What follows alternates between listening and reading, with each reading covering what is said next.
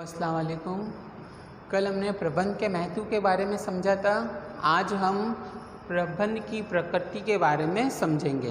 प्रबंध की प्रकृति को समझने के लिए हमें सबसे पहले ये पता होना चाहिए कि प्रबंध की प्रकृति कितने प्रकार की होती है। तो प्रबंध की प्रकृति को 3 भागों में बांटा गया है। सबसे पहला है प्रबंध एक कला के रूप में, जिसके बारे में हम आज समझेंगे। इसके बाद में हम अगला टॉपिक प्रबंध विज्ञान के रूप में और प्रबंध पेशे के रूप में यानी प्रोफेशन के रूप में, मतलब प्रबंध को 3 रूप में बांटा गया है। सबसे पहला इसकी प्रकृति का रूप क्या है, प्रबंध कला के रूप में। दूसरा आएगा प्रबंध एक विज्ञान के रूप में और तीसरा आएगा प्रबंध पेशे के रूप में। तो आज हम समझेंगे प्रबंध एक कला के रूप में कैसे है। कला के रूप का मतलब ये होता है कि प्रबंध को कला क्यों माना गया है। तो उसको समझने के लिए सबसे पहले हमें ये समझना पड़ेगा कि कला आखिर क्या होती है।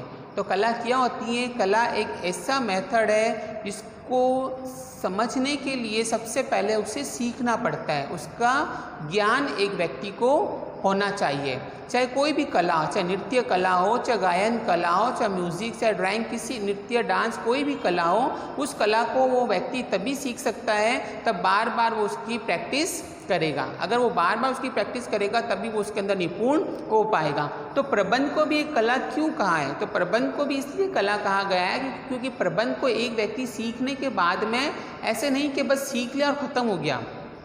उसको अच्छी तरीके से सीखने के लिए उसको बार बार कला की तरह उसको प्रैक्टिस करते रहना पड़ेगा। जैसे कला प्रबंध एक कला के रूप में मतलब सैद्धांतिक ज्ञान का होना। जिस प्रकार से कला सीखने से पहले उस व्यक्ति को उस कला के बारे में अच्छी तरीके से ज्ञान होना चाहिए, सैद्धांतिक ज्ञान होना चाहिए, उसी प्रकार से प्रबंधक को अगर एक अच्छा प्रबंध करना, अच्छा प्रबंधक बनना है तो उसको भी उस प्रबंध का सैद्धांतिक ज्ञान होना चाहिए। जब तक उस प्रबंधक को उस प्रबंध के बारे में, व्यवसाय के बारे में सैद्धांतिक ज्ञान नहीं होगा, वो तब तक सही तरीके से प्रबंध कार्य संपन्न नहीं कर पाएगा, प्रबंध कार्य को संपादन नहीं कर पाएगा। जिस प्रकार से एक कलाकार को अपनी कला में निपुण होने के लिए बार बार प्रैक्टिस करते रहना पड़ता है, उसका सैद्धांतिक बारीकी से ज्ञान प्राप्त करना पड़ता है, उसी प्रकार से एक प्रबंधक को अच्छा प्रबंध करने के लिए सैद्धांतिक ज्ञान का होना जरूरी है। इसीलिए प्रबंध को कला कहा गया है। प्रबंध को कला क्यों कहा गया है? इसका दूसरा कारण है व्यक्तिगत योग्यता अनुसार उपयोग। जिस प्रकार से एक कलाकार जो होता है,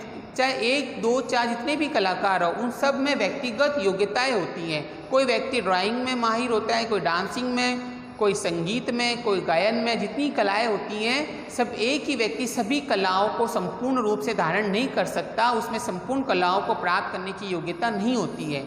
हर व्यक्ति में अलग अलग कला को धारण करने की योग्यताएं होती है। इसी प्रकार से जो प्रबंधक होते हैं, हर कोई व्यक्ति सही प्रबंधक नहीं बन सकता, अच्छा प्रबंधक नहीं बन सकता है। वही व्यक्ति एक अच्छा प्रबंधक बन सकता है जिसमें व्यक्तिगत योग्यताएं होती हैं। तो इसीलिए प्रबंध को कला के रूप में बोला है, क्योंकि जिस प्रकार से कला में योग्यताएं महत्वपूर्ण स्थान रखती हैं, उसी प्रकार से प्रबंध में भी व्यक्तिगत योग्यताएं अपना महत्वपूर्ण स्थान रखती हैं। यदि व्यक्ति में व्यक्तिगत योग्यताएं नहीं होगी तो सही तरीके से प्रबंध संबंधित कार्य नहीं कर पाएगा। इसीलिए प्रबंध को कला बोला है। दूसरा कारण क्या है प्रबंध को कला बोलने का?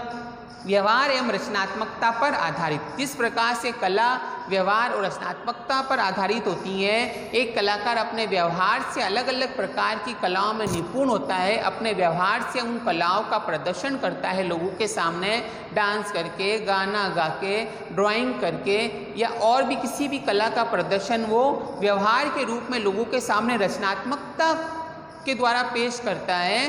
मतलब उनके सामने फेस टू फेस वो अपनी कला का प्रदर्शन करता है, तब जाके वो अच्छा कलाकार बनता है, निपुण कलाकार बनता है और दुनिया और देश में उसकी योग्यताओं को समझा जाता है। उसी प्रकार से प्रबंध भी व्यवहार और रचनात्मकता पर आधारित होता है। एक प्रबंधक यदि अच्छा व्यवहार नहीं करेगा, अगर उसके व्यवहार में अच्छे गुण नहीं होंगे, वो रचनात्मक कार्य नहीं करेगा, एक फेस टू फेस लोगों से नहीं मिलेगा, कर्मचारियों से, अधीनस्थों से अच्छा व्यवहार नहीं करेगा, अपना जो गुण है वो प्रैक्टिकली उनके सामने अगर पेश नहीं करेगा तो वो एक अच्छा प्रबंधक नहीं माना जाएगा। जिस प्रकार से जो कलाकार होते हैं वो रचनात्मक रूप से लोगों के सामने अपनी कला का प्रदर्शन करते हैं, अपने व्यवहार के माध्यम से वो ये दर्शाते हैं कि हम इस कला में निपुण है, उसी प्रकार से एक प्रबंधक भी अपने व्यवहार से अपनी निपुणता को लोगों के सामने पेश करता है, अपने गुण को लोगों के सामने अपने व्यवहार से पेश करता है, अपनी काबिलियत को, अपनी योग्यताओं को रचनात्मक अर्थात प्रैक्टिकल रूप से लोगों के सामने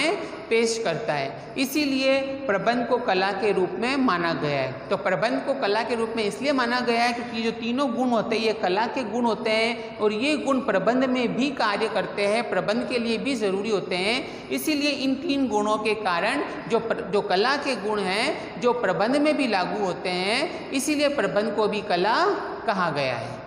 ठीक है, अब इसके बाद में जो इसका जो दूसरा रूप होता है प्रबंध एक विज्ञान के रूप में, इसको हम नेक्स्ट डे समझेंगे। अल्लाह हाफ़िज़।